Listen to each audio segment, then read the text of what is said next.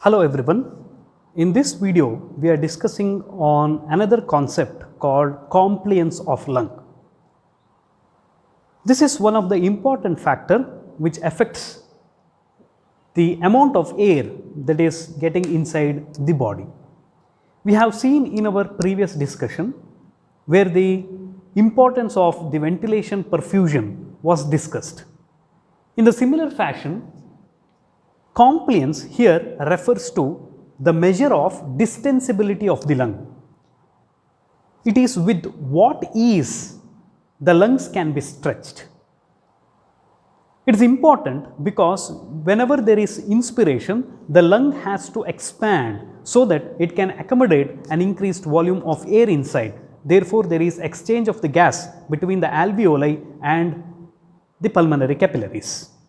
So, this measurement of the distensibility of the lung is referred to be as the compliance, where the compliance is given as C is equal to the change in the volume to that of the change in the pressure. That means to say the compliance is directly proportional to the change in the volume, however, it is indirectly proportional to the change in the pressure. So, as the volume increases, the compliance increases. As the pressure increases, there is decrease in the compliance. So, if you see the volume pressure curve or a loop, so whenever there is inflation or inspiration, there is inflation of the lung. So, you can see there is an increased pressure that is required to increase the volume of the lung during inspiration.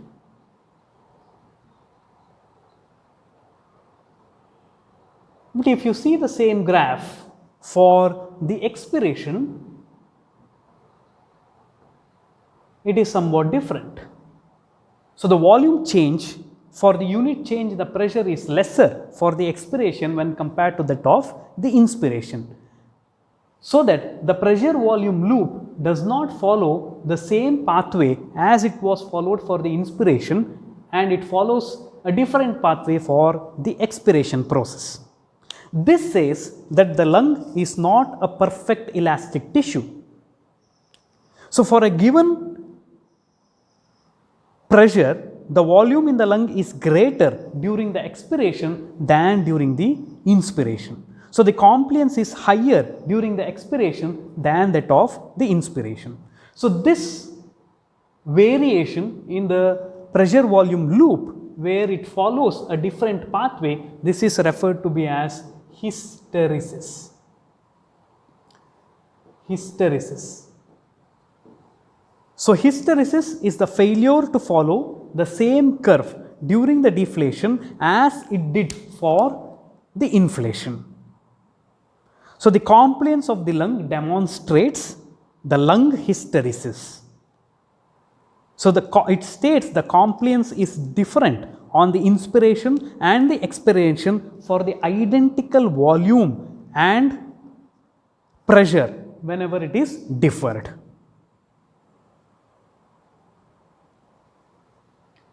So, what affects this compliance?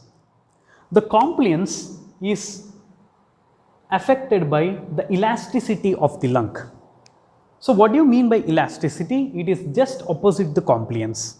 Compliance measures how easily it can be stretched, but the elasticity says what is the resistance that is offered by the lung for the distensibility. So, it refers to the recoil tendency of the lung. It is the ability of the lung to come back to its original position. To explain it in a very simple way, take an example of a balloon. So, if you fill the air into a balloon, it keeps on stretching. So, it is nothing but the compliance. So, whenever you leave it off, it de-stretches, it resists the stretching and it comes back, which is referred to be as the elasticity.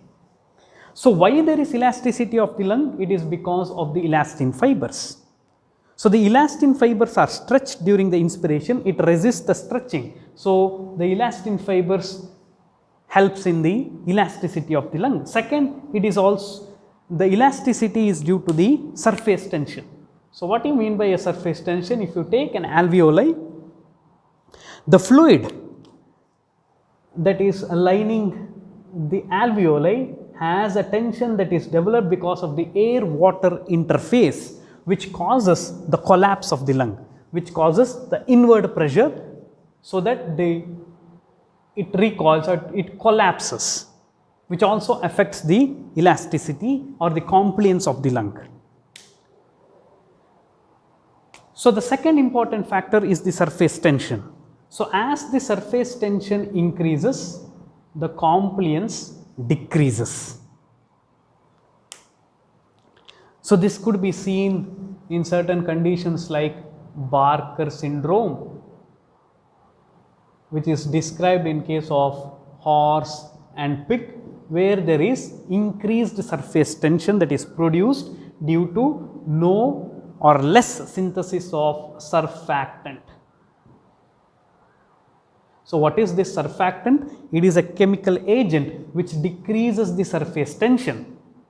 So, whenever it is not produced, there is increased surface tension, therefore, in these animals the compliance decreases. So, whenever the compliance decreases, the amount of air that is going inside the lung decreases because the lung cannot expand. Thirdly, any conditions which causes the damage to the diaphragm. So, we know diaphragm is an important inspiratory muscle. So, whenever the diaphragm is damaged, the elasticity of the lungs or the compliance can be decreased. In the conditions like pneumothorax, where there is accumulation of the air inside the thoracic cavity, or hemothorax, where there is accumulation of the blood inside the thoracic cavity, also decreases the compliance. In a very general fashion, pulmonary fibrosis, where there is stiffness of the lung, the compliance decreases. In the conditions like pneumonia, compliance decreases. Pulmonary edema, if there is fluid accumulation, the compliance decreases. But in the conditions like emphysema, where there is loss of elastic tissue. So, if there is loss of elastic tissue, obviously the elasticity is lost, therefore, the compliance is increased.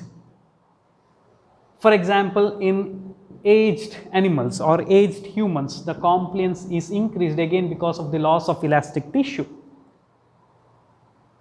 And there is a rupture of the alveolar wall. Here in the emphysema, the compliance increases. So, larger volume of the air goes inside during the inspiration, but there is difficulty in expiration. So, expiration is difficult because the elasticity is lost. Therefore, expiration becomes difficult in these situations.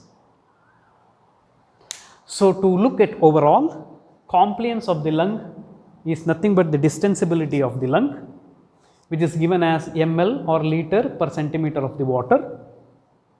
It always measures the lung volume change to that of the change in the pressure for a unit change in the pressure.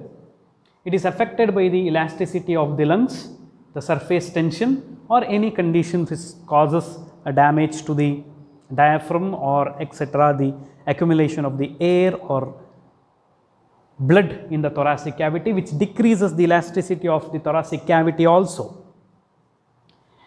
And the conditions like pulmonary fibrosis, pneumonia, edema causes decrease, and emphysema and the age can increase the compliance. So, now we will discuss what do you mean by the surface tension, what are its effect on the alveoli. So, how its effects are nullified by the substances called surfactants physiologically inside the body. So, the surface tension is the tension that is produced by the liquid on its surface, which causes the downward pulling forces. So, it is caused whenever there is air-water interface. So, for example, if you take this as an example here, so we do have an air and the water inside. So, whenever there is an air or a liquid and the air interface on the surface, whatever the tension that is produced is referred to be as the surface tension. This is produced because the water molecules here has got an equal force of attraction for all the molecules. So, this will attract this molecule. There is cohesive force between all the molecules.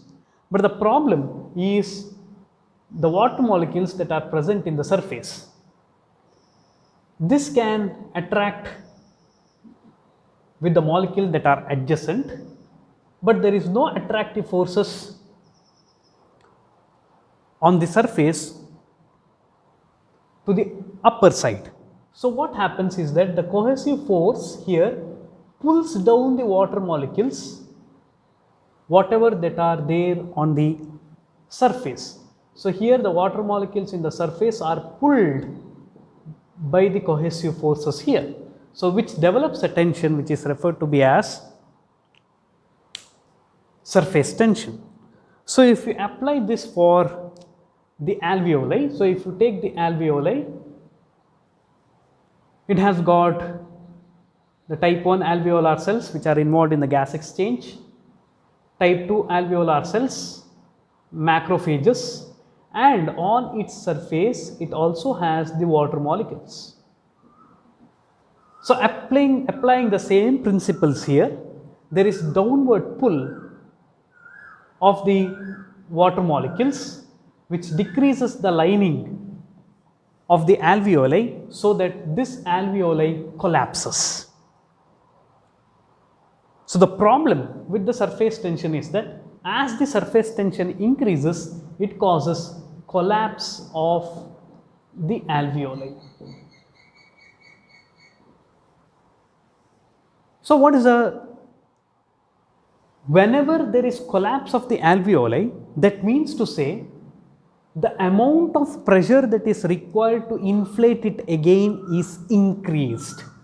So, the pressure that is required to inflate the alveoli increases.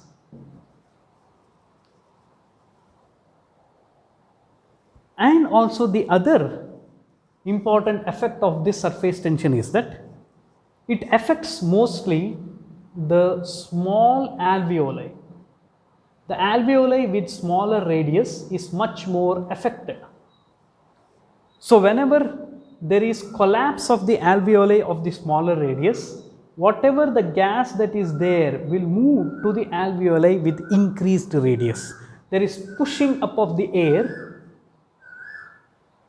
because of the collapse to the larger alveoli. The point is that the gas exchange is mostly occurs in the smaller alveoli. Therefore, it is most important to prevent this surface tension. So, this surface tension can be explained by Laplace law. The effect of this surface tension can be defined by Laplace law, which states the pressure is equal to the tension that is developed to that of the radius. So, P is equal to 2T by R, where P is the pressure in the alveoli, T is the tension that is exerted on its inner surface, R is the radius of the alveoli. Now, I have two alveoli, alveoli number 1 and 2. In 1, the radius is smaller, so it is 1, we will take for example, and the tension is 1. So, applying P is equal to 2T by R, so we get a pressure of 2 into 1 by 1, that is P is equal to 2T. So, when we apply the same for the larger alveoli, where the radius is considered to be as 2 here, so P is equal to 2 into 1, so tension is 1 and this is 2, so the pressure is 1 here. So, the pressure was 2 here and the pressure is 1 here. Therefore, the collapsible pressure is more in the smaller alveoli than that of the larger alveoli. Again, surface tension is the collapsible pressure that is developed in the air-water interface, which causes collapse of the alveoli.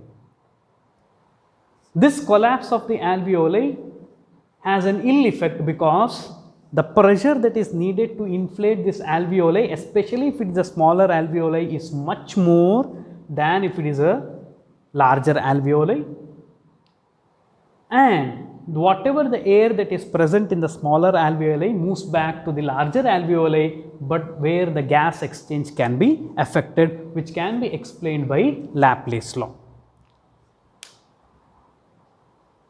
Now, there is a substance called as surfactants. Surfactant. Surfactants are the surface active substances for which water has lesser attraction. Therefore, whenever they accumulate in the surface, they decrease the downward pulling force, therefore they decrease the surface tension. So, the point here to be remembered is that whenever there are identical molecules, it has got an equal attraction. So, as we saw for only presence of water molecules, it has got an equal attraction and a downward pulling. So, whenever there are unidentical molecules, they have more or less attraction. So, here surfactant is an unidentical molecule to that of the water, therefore, which causes less attraction, decreasing the surface tension.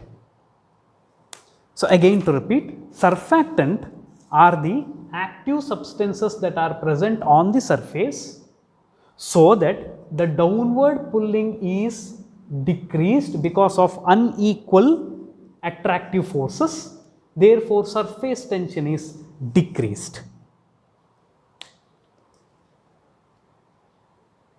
So, for example, applying the same concept here,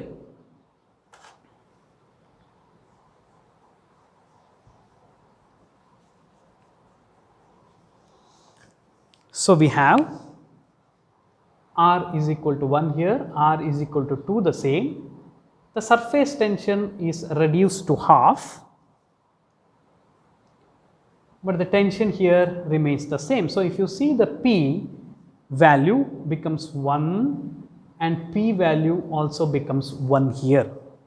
So, because of the presence of what is called surfactant, which is much more dispersed in the smaller alveoli than that of the larger alveoli, because the alveolus is larger, there is more wide spread of the surfactant here rather than the surfactant here. So, the accumulation is much more, decreasing the surface tension. So, whenever the surface tension is decreased, the pressure equalizes between the smaller alveoli and the larger alveoli. Therefore, the presence of surfactant, number 1, decreases the collapse of the alveoli. Mainly, it decreases surface tension. Therefore, it decreases the collapse. Number 3, it increases compliance. We have seen in the previous discussion, the surface tension, increased surface tension decreases the compliance. So, the surfactant decreases the surface tension, therefore, it helps in the increased compliance. Number 4, it also decreases the recoil tendency of the lung, therefore, it prevents the collapse of the lung. and it also stabilizes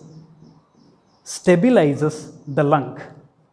Therefore, there is equal distribution of the air in the smaller alveoli as well as the larger alveoli, and there is good ventilation that is occurring between the alveoli and the pulmonary capillaries. Now, by knowing what is this surfactant, so inside the alveoli, the surfactant that is produced is referred to as dipalmitoyl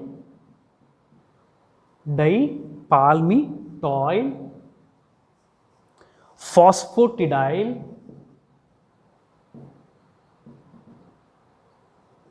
choline. Dipalmitoyl phosphatidyl choline, or in some textbooks you also get dipalmitoyl lecithin.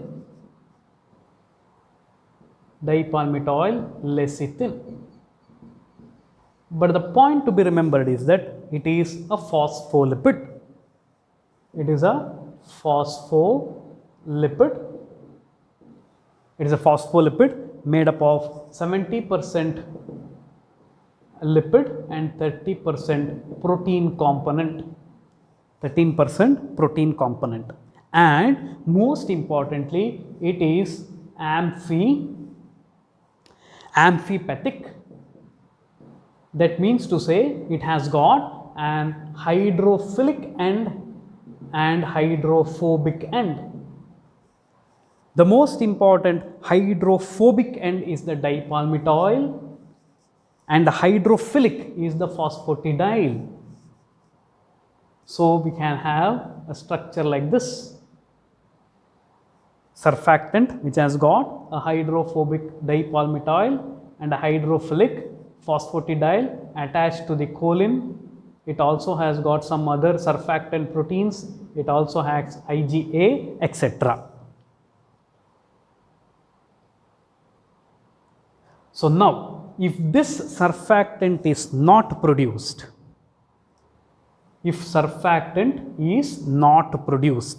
what happens to the surface tension? Increases. If the surface tension increases, what happens to the compliance? Decreases. Therefore, what happens to the respiration or the gases exchange? It decreases.